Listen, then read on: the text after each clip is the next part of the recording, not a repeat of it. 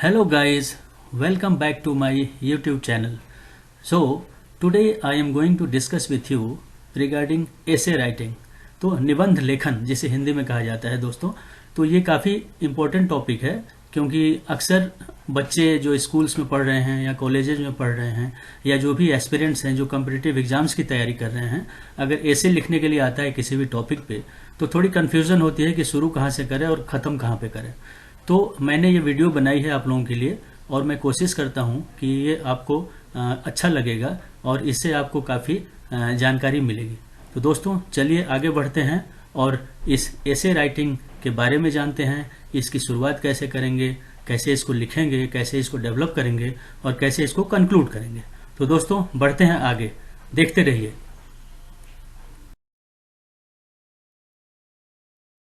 सबसे पहले दोस्तों हम जानते हैं कि एसे का डिफिनीशन क्या होता है। तो डिफिनीशन हम ऐसे दे सकते हैं कि an essay is a piece of writing that is written to convince someone or something or to simply inform the reader about a particular topic.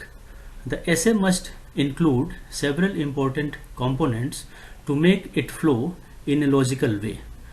इसका मतलब ये है दोस्तों कि कोई भी ऐसे एक पीस ऑफ राइटिंग हो सकती है जो कि हम लिखते हैं किसी को कन्विंस करने के लिए या सिंपली किसी रीडर को इन्फॉर्म करने के लिए। जब वो आपका ये ऐसे पढ़ेगा चाहे किसी भी टॉपिक पे हो तो उसको एक जानकारी मिलेगी कि ये किस चीज़ पे लिखा हुआ है, उससे उसकी समझ बढ़ेगी, सोच बढ़ेगी और उसका नज़रिया बदलेगा।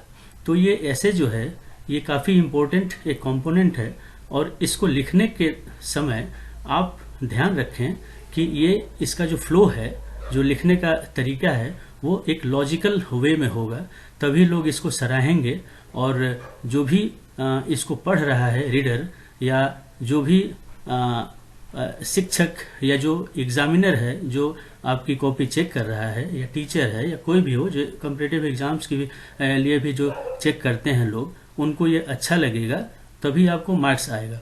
तो दोस्तों ऐसे राइटिंग एक कला है और इस कला को कैसे आप निखारेंगे, चलिए हम आगे देखेंगे ये कैसे होगा।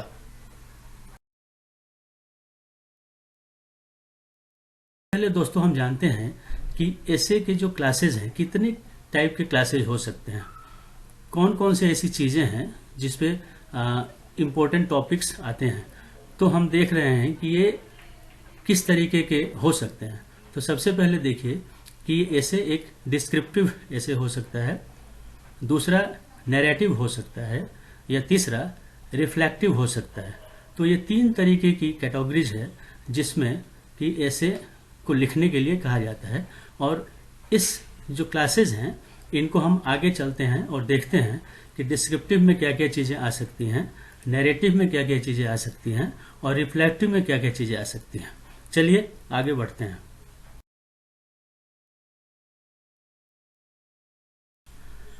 दोस्तों जैसा कि मैंने बताया कि जो क्लासेज हैं वो तीन तरीके के हैं। उसमें जो पहला है वो डिस्क्रिप्टिव है।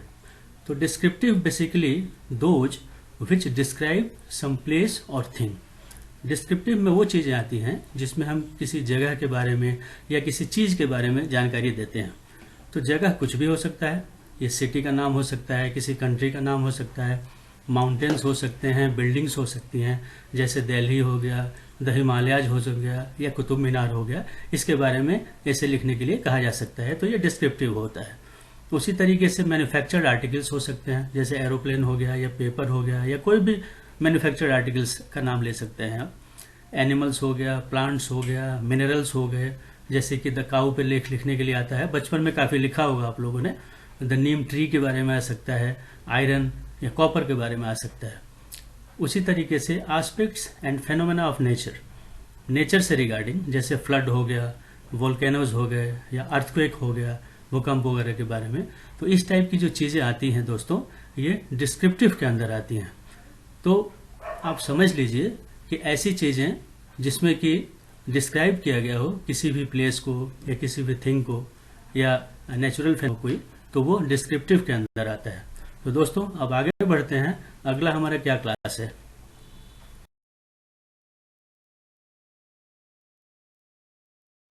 अगला है नैरेटिव। तो नैरेटिव में जो चीज़ें आती हैं उसे हम देखेंगे कि ये पास्ट का हो सकता है या प्रेजेंट का हो सकता है या रियल या अनरियल हो सकता है, जिसको कि नरेट करना होता है बेसिकली, उसे हम नैरेटिव की कैटेगरी में रखेंगे। इसमें क्या है कि लाइफ ऑफ ए पर्सन, किसी भी मनुष्य का, किसी भी मनुष्य मतलब जो भी विद्वान हो या किसी फील्ड में महारत हासिल करता हो उसके बारे में लिखना। एक फुटबॉल का मैच हो सकता है, किसी रिलीजियस सेरेमनी जो आपने देखा हो उसके बारे में लिखने के लिए आ जा सकता है, या फ्लड हो या अर्थक्वेक हो या एक जर्नी हो। ये सारी चीज़ें नैरेटिव के अंडर आती हैं, जिसको कि एक अच्छे तरीके से नैरेट करके आप लिख सकते हैं। इसमें एक चीज़ ध्यान देने की है कि अगर आपको कहा जाए कि एक पर्टिकुलर अर्थक्वेक के बारे में लिखना है या एक पर्टिकुलर फ्लड के बारे में लिखना है जो कि किसी टाइम पे आया हो, कुछ नाम दिया गया हो, तो वो जनरली इस कैटेगरी में आएगा। जनरलाइज नहीं, जनरलाइज अगर आता है तो वो बेसिकली पहले वाले कैटेगरी में आएगा जो कि डिस्क्रिप्टिव है। तो नैरेटिव मतलब एक पर्टिकुलर अर्थक्वेक के बारे में कहा गया हो या एक पर्टिकुलर फ्लड के बारे में कहा गया हो, तो उन केसेस में आप जो ऐसे लिखेंगे वो नैरेटिव के अंडर आएगा। चलिए दोस्तों आगे देखते हैं कि तीसरी हमारी जो क्लास है वो क्या है। तीसरा है रिफ्लेक्टिव। तो रिफ्लेक्टिव में क्या होता है देखिए, those which contain the reflection of the author on some topic generally of an abstract nature. तो इसमें ऑथर का कोई भी रिफ्लेक्शन हो जो कंटेन करता है किसी टॉपिक के बारे में, जैसे मान लीजिए हैबिट्स हो या क्वालिटीज हो किसी भी चीज़ की, जैसे ट्रूथ हो गया या फ्रेंडशिप हो गया, ये क्वालिटी होती है फ्रेंडशिप की। सोशल, पॉलिटिकल या लिटरेरी क्वेश्चंस कोई आता है, जैसे फीमेल एजुकेशन के बारे में हो गया या कास्ट सिस्टम के बारे में हो गया। ये सारे जो टॉपिक्स हैं वो रिफ्लेक्टिव होते हैं, जो कि सोसाइटी में जो चीज़ें चल रही होती हैं उसका एक रिफ्लेक्शन होता है बेसिकली। तो इन टॉपिक्स पे अगर ऐसे लिखने के लिए आता है तो आप ध्यान दीजिए कि ये रिफ्लेक्टिव के अंदर आता है। और इसमें जो इम्पोर्टेंट चीज़ है, जो कि ध्यान देने वाली बात है, जैसे मान लीजिए कि अगर टॉपिक्स ऐसा हो जिसमें कि ये कहा गया हो कि if I were a prime minister, अगर मैं एक प्रधानमंत्री होता, तो उस पर अगर ऐसे आता है कि मैं अगर प्रधानमंत्री होता तो क्या करता, मतलब ये आपकी सोच समझ और आप कैसे कार्य करेंगे उस लेवल पे जाके कि वो चीज़ों को रिफ्लेक्ट करेंगी। तो ये सारी चीज़ें उसमें मेंशन करनी पड़ेंगी आपको। जैसे मान लीजिए the autobiography of A coin की ऑटोबायोग्राफी लिखनी हो तो आप कैसे लिखेंगे। तो ये जो कैटेगरीज हुई, this will come under reflective. तो ये तो क्लासेज हो गई जो मैंने आपको बता दिया, डिस्क्रिप्टिव हो गया, नैरेटिव हो गया और रिफ्लेक्टिव हो गया। अब दोस्तों आगे चलते हैं कि इससे रिगार्डिंग जो भी चीज़ें हैं हम कैसे आगे बढ़ेंगे और उसको सुनियोजित तरीके से लिखेंगे, जो कि एक रीडर को पढ़ने में आनंद आए और कोई भी पढ़े तो उससे उसकी सोच बढ़े और उसका नज़रिया बढ़े समाज के प्रति, देश के प्रति और जो भी टॉपिक हो उसके प्रति। आगे बढ़ते हैं दोस्तों।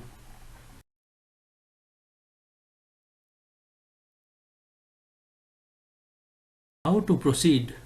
दोस्तों हाउ टू प्रोसीड, इसमें हम ये जानने की कोशिश करेंगे कि वो कौन कौन से स्टेप्स हैं जिसको कि लेके हम आगे बढ़ेंगे और चीज़ों को ढंग से लिखेंगे।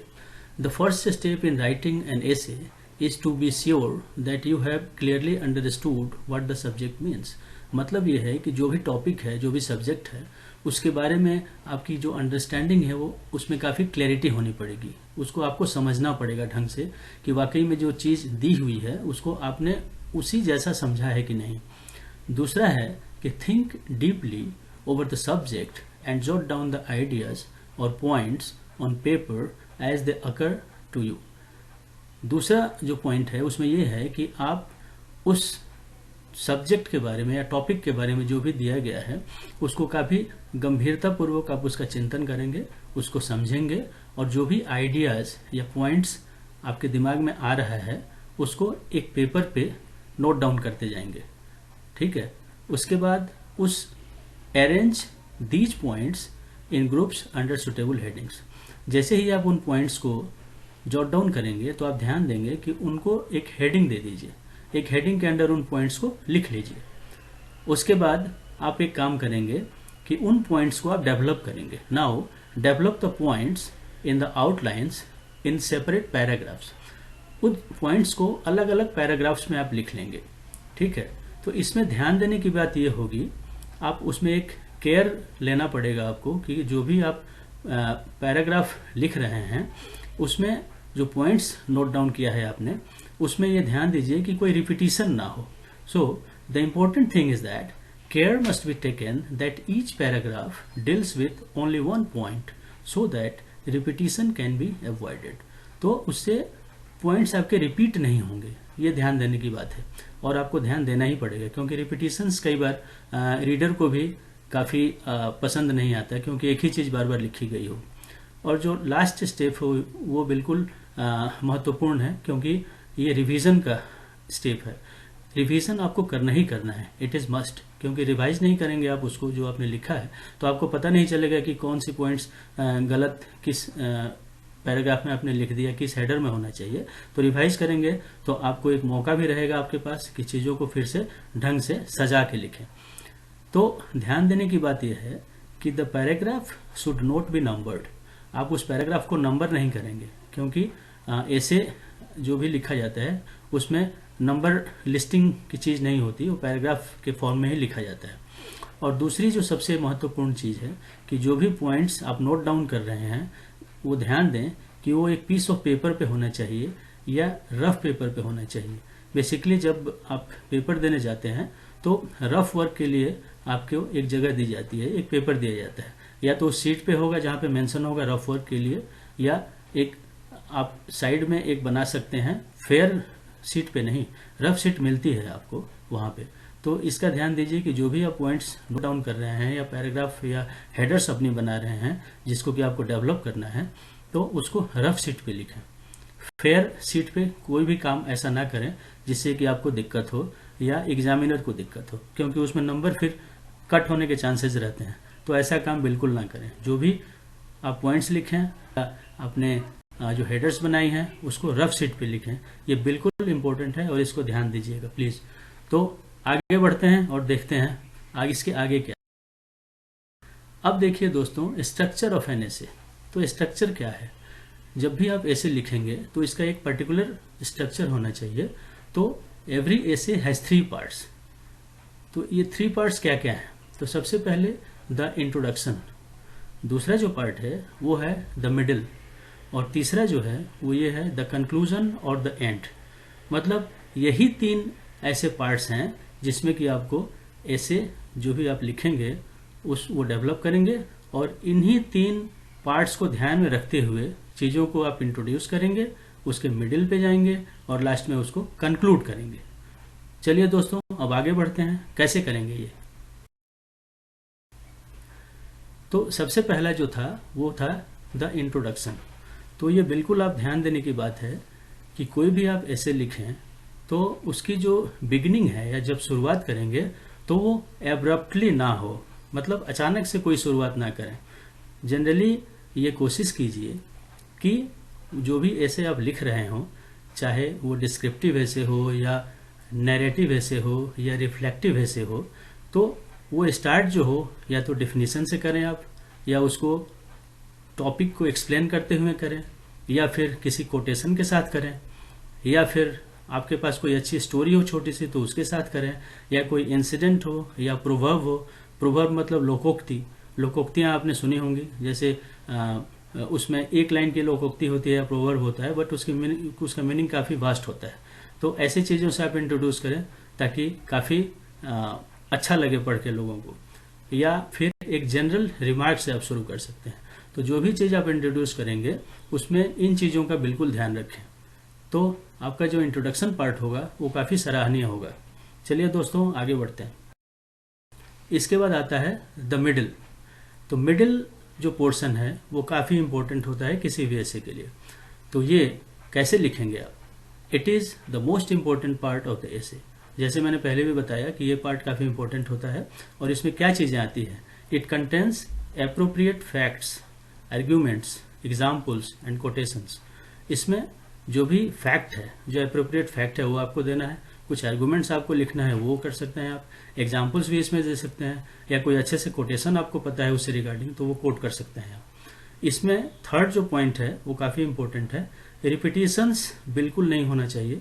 जो आपने इंट्रोडक्शन में दिया, ऐसा नहीं कि मिडिल में भी वही उठा के आपने डाल दिया, तो रिपीटिशंस ना हो किसी भी फैक्ट का या किसी भी कोटेशन का या किसी भी जो आपने आपके रिफ्लेक्शंस हैं किसी भी चीज़ का, वो रिपीट ना करें।